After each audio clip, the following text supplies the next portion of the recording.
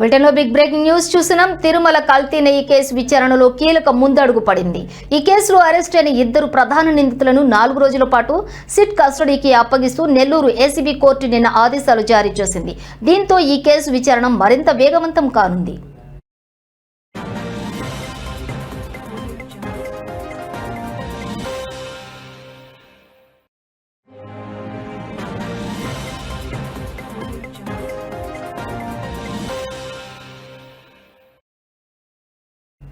ఇక వైసీపీ ప్రభుత్వ హయాంలో టీటీడీ ప్రొక్యూర్మెంట్ జనరల్ మేనేజర్ గా పనిచేసినటువంటి సుబ్రహ్మణ్యం నెయ్యి సరఫరా చేసిన బోలేబాబా డైరీ అధికారిక ప్రతినిధి అజయ్ సుగంధిని సిట్ అధికారులు తమ కస్టడీలోకి తీసుకోనున్నారు. ఈ రోజు వీరిద్దరిని నెల్లూరు సెంట్రల్ జైలు నుంచి తిరుపతికి తరలించి విచారణ చేయనున్నారు. ఈ కేసులో మరింత కీలక సమాచారం రాబట్టేందుకు వీరి కస్టడీ అవసరమని సిట్ వాదించింది.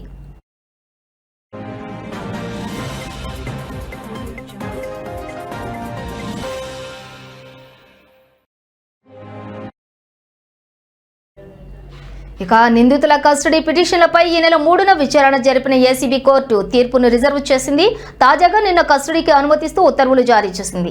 ఈ 4 రోజుల విచారణలో కల్తీ నెయ్యి వ్యవహారానికి సంబంధించిన మరిన్ని ముఖ్యమైన విశేషాలు వెలుగులోకి వచ్చే అవకాశం ఉందని అధికారులు భావిస్తున్నారు.